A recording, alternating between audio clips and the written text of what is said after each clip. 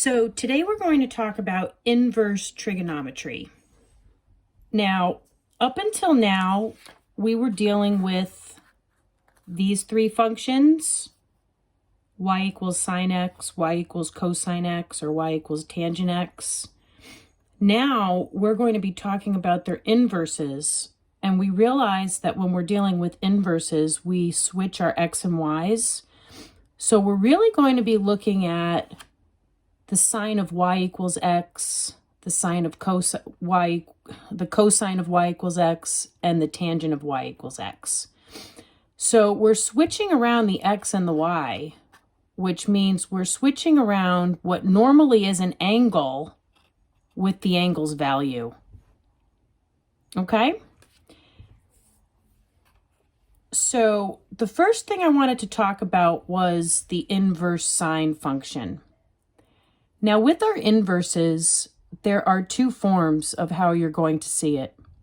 You're either going to see y equals arc sine x or y equals sine negative 1x. Either one you'll see in your textbook or in my lessons. Your calculator has the -1 numbers on them. So sometimes this is a more familiar appearance to you guys. Now, I want you to realize, and I want you to think about the graph of y equals sine x. Now, if we look up on the left corner, we know the graph typically goes on and on forever, and it just fluctuates between -1 and 1, and it just curves up and down infinitely, never changes appearance. So the sine function overall does not have an inverse, because we remember the horizontal line test. And the horizontal line test says if a horizontal line passes through a function and touches more than one y value at a time, this function does not have an inverse. So since the sine function fails the horizontal line test, we can't look at the whole sine function.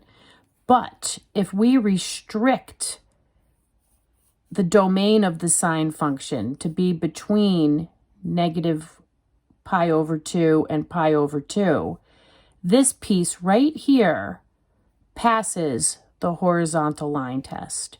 So we can say the sine function has an inverse between -π/2 and π/2. So that's how we're going to look at the inverse of the sine function.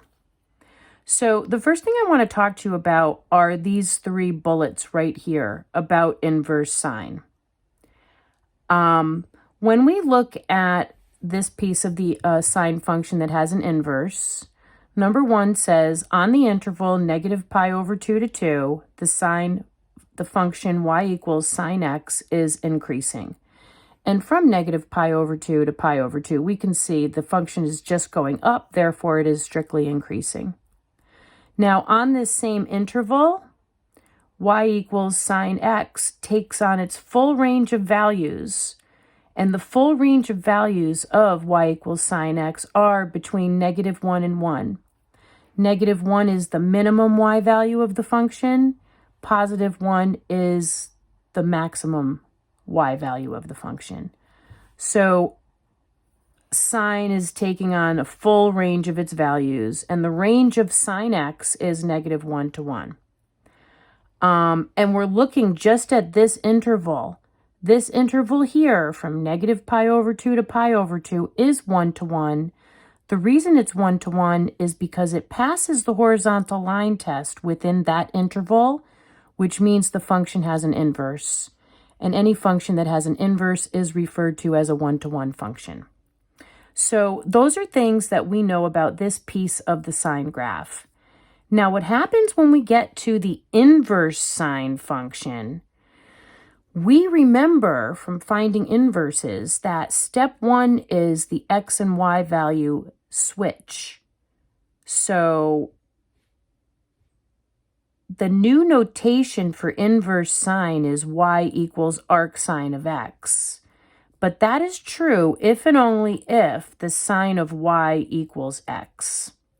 Now remember, typically when we were dealing back with our regular functions, we input an angle and we output the angle's value. With inverse sine, we're inputting the angle and we're inputting a value and we're outputting the angle. So what happens is, when we want to find the inverse of sine, based on what is true of the inverse, domain is between negative pi over 2 and pi over 2, and the range is between -1 and 1. All the x values of these functions have to be between -1 and 1, or it's not possible to find the inverse. The y values, what's coming out of the function, what the inverse is going to produce for us is the y value. And the values that are going to get produced are between negative pi over 2 and pi over 2. So again, in different notation, the domain of inverse sine is any x value is allowed between -1 and 1, and the range of values that are allowed are between negative pi over 2 and 2. So I'm going to pause for 1 minute.